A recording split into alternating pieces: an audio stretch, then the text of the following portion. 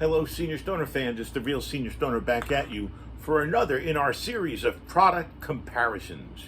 Today we're going to discuss e-nails. These are electronic devices that allow you to replace a torch. You don't have to use a flame anymore. You can put them into your glass rig, any glass rig, with the appropriate opening and go to town. Today we're going to discuss a variety of them, starting with nails that have control boxes, electronic cords, temperature control units, self-contained units, units with separate batteries and downspouts. Let's get into it. Here we go. First, I want to talk about more traditional e-nail designs. Traditional e-nail designs are those that have temperature control units controlling the unit, with wires and cords plugged in either to an adapter or directly to the wall. The first one in my hand is the LTQ IE nail, LTQ Vapor IE nail. This unit gives digital control with a handheld temperature control unit.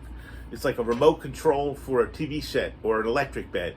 In your hand, takes it up to the temperature you want, keeps it at that temperature until you tell it to turn off. One of the dangers, unfortunately, on any nail is that it gets extremely hot. The IE product by LTQ Vapor is very nice, but you need to be very careful because the heating elements are not as protected as they could be. So that starts us with the IE nail by LTQ Vapor. Then we're going to go to the mini nail by Mini Nail. I happen to like this design. They've thought of a couple cool things. Number one, they have a protector that goes around the bowl so you don't get hot fingers when you're by mistake touching up there. They even have a stand for you to keep the nail on when it's hot. So they've tried to cover the bases to keep people from hurting themselves. This unit is a digitally controlled unit that runs a cable to an adapter box, control box, that uses another wire to go into the wall. This unit allows digital control within 5 degrees, and it will keep the temperature at that temperature. It's not a heat up 15 seconds, it stays there and goes away, or heat up and a minute you get a session and it goes away. This design, just like the IE nail by LTQ Vapor, keeps it at the temperature you set it until you turn it off. There's a certain danger to that for forgetful people like me. Oh, did I leave it on? What smells in that room? You burn the room down, burn the house down, God forbid. This is the mini nail. Really nice. I like it a lot. So those are the two types of wired nails. Now we're going to go to what I call freestanding e-nails. Years back, and I do mean a couple years back, Kanboro Tech actually came up with one.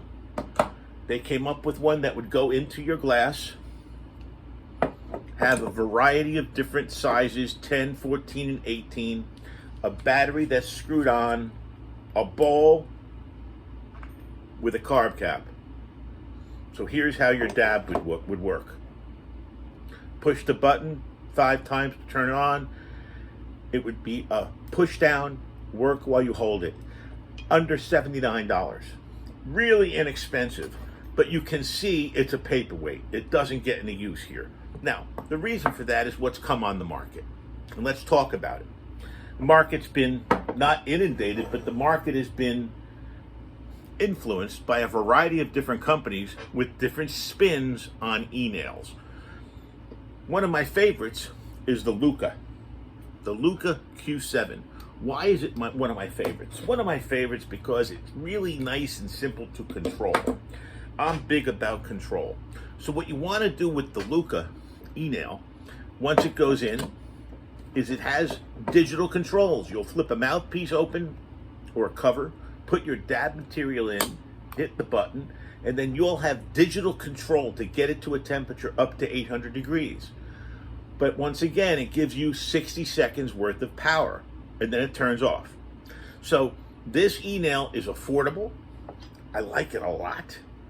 This is the LUCA Q7. Then we move on to the Session by Kandypens. Unfortunately, this is a $170 paperweight for me. I've had 2 atomizers right out of the box, not able to work, taste like metal. I've had a very bad time with Kandypens and their product. We tried on the customer service to help me. Had a fresh atomizer, again, that burned, horrible taste. Sits in a box up there that says Session. If you're a Kandypens fan, the design is unique and interesting in the sense that they have a ceramic bucket instead of a traditional dual quartz or something like that.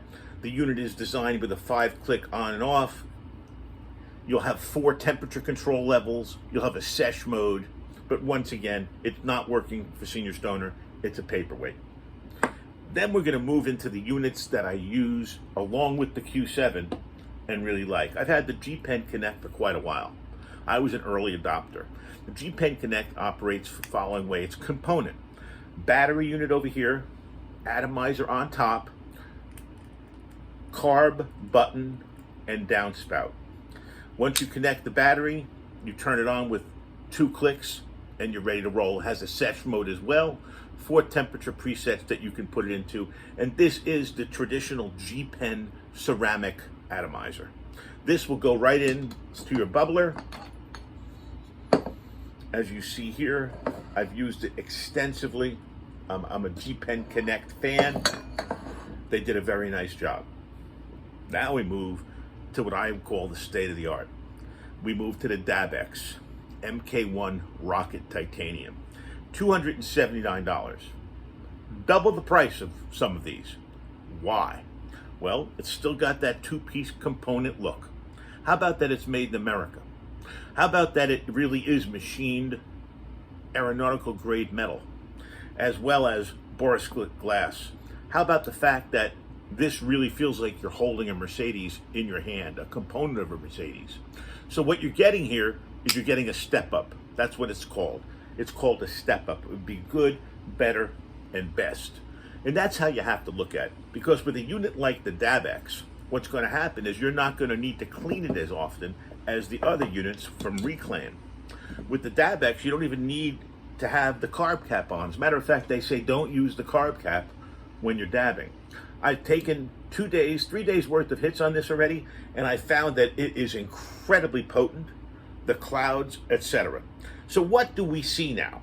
We go all the way from the Dabx all the way down to a Kanboro or a Torch by Yokan for $79-ish range, and then we step up into the $100 range, $150 range, $179 range, and then into $250 range.